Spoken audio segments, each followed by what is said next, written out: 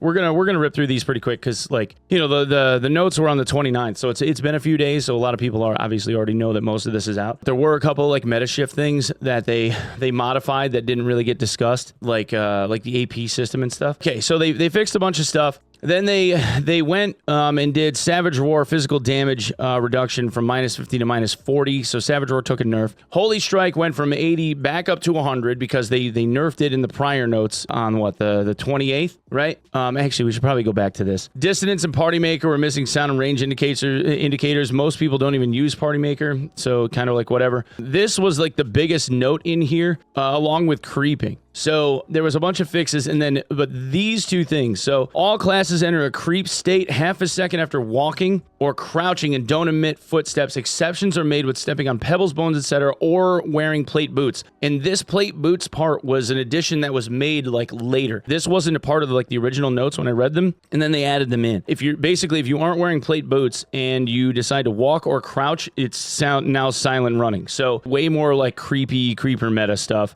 A lot more hiding, a lot more rat tactics, which I think actually makes the game more interesting. So, like, I'm personally for this. I don't think this is a bad thing at all. Literally just hold crouch, or are you dumb? So, like, it used to be when you held crouch and walked, it just changed the cadence of your steps. The steps were still just as loud as if you were, like, walking at full speed. Now, if you crouch walk, it's silent after a half a second. So, when the character walks across, the movement speed change was -35, now it's -40. And then there was this headshot damage bonus change from 1.5x to 2x, which they ended up, like, not including in the patch. And then they thought that they had got it right in the next set of notes. And then they said they weren't going to put it in, and now it's just going to be on the test server to see if it makes sense. I don't know if they need a 2x headshot multiplier, if I'm being honest. Like, that is a massive buff to anybody that uses, like, precision ranged anything, or is hitting people with, like, is generally aiming for the head. There's an awful lot of, like, fast TTK in this game, especially if you're wearing, like, lighter armor, that will just destroy people, and it will just come down to, like, how high can you get your PDR percentage in order to, like, combat this. It'll just be like armor stack meta, and I don't think that makes a whole lot of sense. Or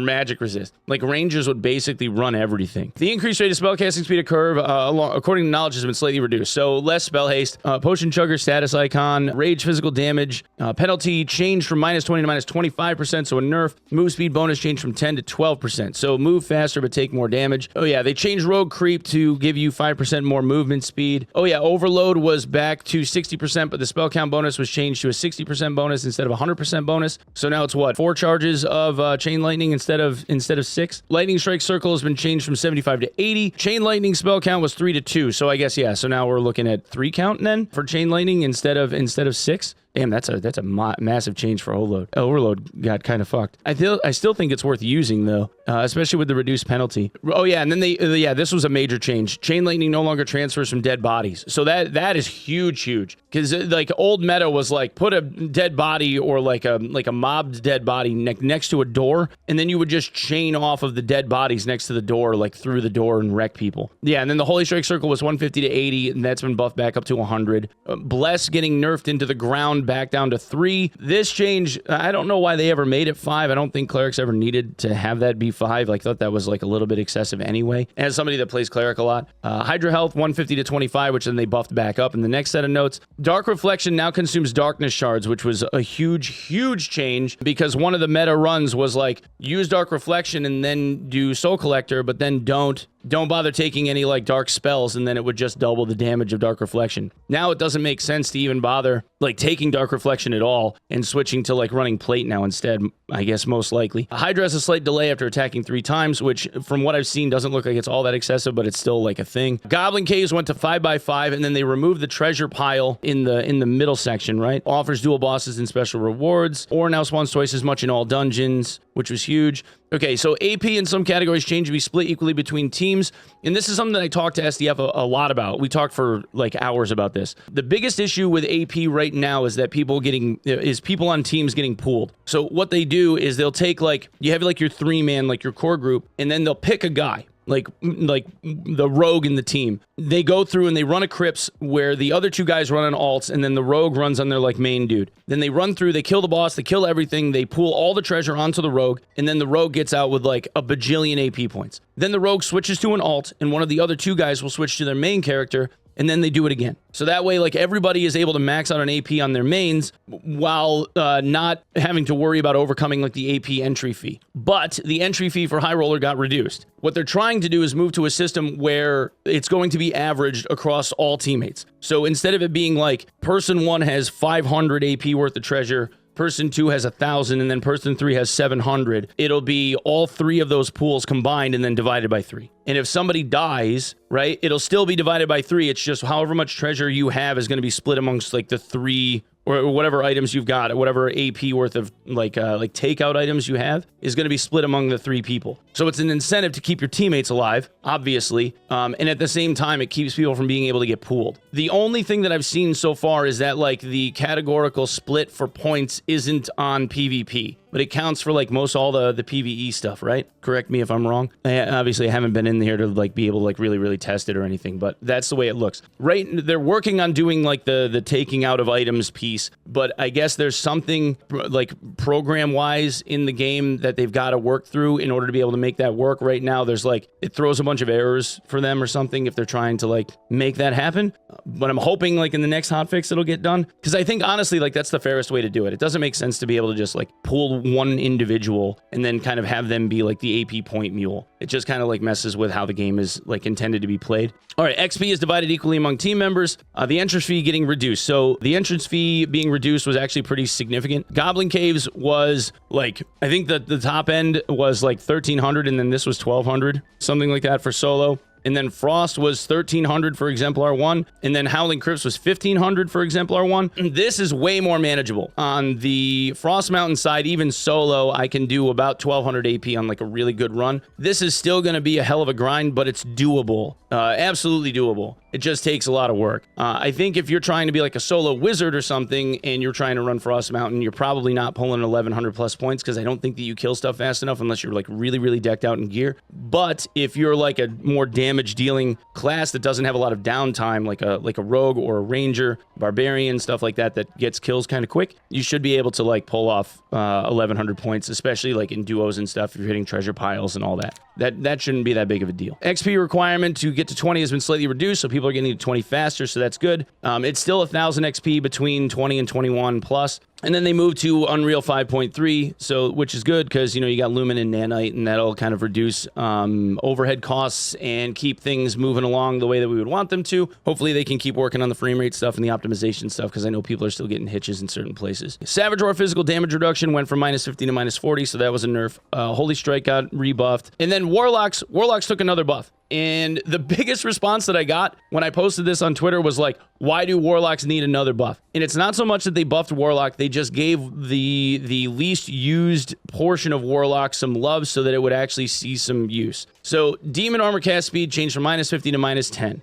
So you still take a 10% cast speed penalty, but it means that guys running around in plate would actually end up taking spells, because what they were doing is they were doing like Demon Form Phantomize, or they were doing Demon Form BOC, and they weren't bothering to cast spells because there was no point. They were basically just like PDR fighter that would use demon form sometimes and bring in a pharmacy worth of healing mats. No one ever ran spells in demon form. It didn't make sense. It didn't work. With this change, it actually incentivizes people to start bringing spells in with them, and I think that makes a lot of sense. And then what they did is they changed the demon form consumption per second from 1.5% per second to 1%. Instead of it being 1.5% of your health, now it's 1%. So it takes a lot longer for you to like bleed out. And the other big issue with demon form, running demon form, is run speed. If anybody has any market amount of run speed, especially if you're running plate lock, they can just walk away from you because you're so fucking slow. You basically have to get run speed on every single piece of plate in order to be able to keep up with people, because demon form doesn't get like sprint. Yeah, they get the +10 to all stats or whatever, but they don't have a whole lot of movement speed. In a lot of cases, especially if I was coming across like wizards or if I come across rangers, they have the ability to kind of do like the double jump, like they'll do the bunny hop and then spin and kind of like throw an ice bolt at you or whatever and like slow you down. So you don't ever really catch up to them unless like they're on the corner when like you come ripping around the side of a corner at somebody to like hit them in the face with claws. You don't typically catch up to them. So this is actually something that makes a lot of sense. All it does is it makes it so that like demon form actually becomes like a viable option against people that have movement speed and can kite well. So I actually think that this makes sense to have changed. Not that like Warlocks needed a buff or anything. I don't look at this as like a buff to the overall class. I just look at it as the ability for Warlock to just play something other than running around using Torture Mastery or trying to make like a cloth demon form work is kind of how it went. Holy Strike didn't get a buff. Isn't it only the indicator, not the actual size that changed from 80 to 100? Oh, they just made the indicator 100 and not like the actual strike itself. It just is still 80. Really? Why would they change the indicator to be higher than where the strike hits? That's crazy. Okay. Well, yeah, I guess the indicator size being 100. Was it 100 before? Was the hit 100? And then why would they do that? The circle size changed from 150 to 80, and then they just changed the indicator from 80 to 100? Like, well, why? I would hope that this is just like bad translation and that the circle itself is 100. I guess I'd have to check with Cleric chat. But yeah, that's kind of silly. If it's just the indicator, then it's like you're throwing off the aim of the circle because like the edges of the circle aren't actually where the strike is hitting. Hopefully it's just a translation error. Rapier Mastery weapon damage increase changed from 3 to 2. So Rapier Mastery for Bard is super strong, had been super strong. I think that this is a necessary nerf. Accelerando movement speed increase changed from 357 to 135. So Accelerando getting nerfed again doesn't surprise me. Lament of Langor movement speed reduction has been changed from -20 to -10. So Lament of Langor is you play it and you nerf the movement speed of the people around you. The magical healing of each level of Occultist Hood has been slightly increased, which all of a sudden made Occultist Hoods like sell through the roof because I guess what a legendary is like +6 healing now. The Horde in the Central Vault of Goblin Caves have been removed. Yeah, okay. So the Bard nerfs I think are necessary. However, I will say that like Bard is kind of stuck in this one game mode where you take both sets of sheet music and you play all of the songs that you can possibly play. You buff yourself, your teammates, whatever you can do, and then you play like the armor and magic resist nerf song off of your flute, and then you run in and try and hit people in the face with a rapier. That's pretty much the way that Bards get played, with the occasional crossbow bolt. They're kind of like set in that game mode where the other perks and like spell options and stuff that they have access to don't ever really get used. In some unique situations, I have had the ability to play with like Katie, where she will play like the disarm song, for instance, and leave me to be able to nuke somebody with Holy Strike as a cleric. Stuff like that is really interesting. But bards themselves don't really have a whole lot of other like options. No one really uses like din anymore, or shrill. So it would be interesting to see them kind of, I don't know, like look at different ways to be able to play Bard other than just like buff your teammates, get run speed, go in, hit people in the face with a rapier and shoot a crossbow from across the room. Something other than that would be kind of cool to see. And that being said, I think Bard is the overall like strongest class in the game with how you can build them. Like I think that they're insane. They're really involved in like you got to keep track of a million things at once. And I think that they're difficult in that regard because of how much stuff that you have to track. But I think it would be interesting to see them like try to build Bard out with something other than just like play a bunch of songs and move fast and like hit people in the face with a rapier, And then they said a headshot bonus on test server first. We already kind of knew that they were going that route. In the future, we will actively use it to test patches containing drastic or dangerous changes in advance. If the test server confirms the feature is not needed, it may not be applied to the live server. I don't think that they need a 2x headshot multiplier. I think 1.5 was fine. I think that there's the time to kill in the game is already pretty low. I don't see why they need to be buffing that, because there's a lot of scenarios where I can see like that extra 50% damage like adds a whole lot of like one shot to the game, especially with the gear disparity that can exist in places like High Roller. I think that that's a little excessive. I don't think they need a 2x. Patch notes being what they are, I think that the meta shift, slight meta shift for Warlock being in plate is kind of cool. I don't know why they would just change the indicator size for Cleric and Holy Strike. And I think the nerfs to Bard were necessary. And Barb still feels like seems like it's pretty strong. I don't see too many people complaining about it. So I think we're in a good place. Yeah. Anyway, we should probably go work on getting Demigod now that we can actually achieve it. Right? Right.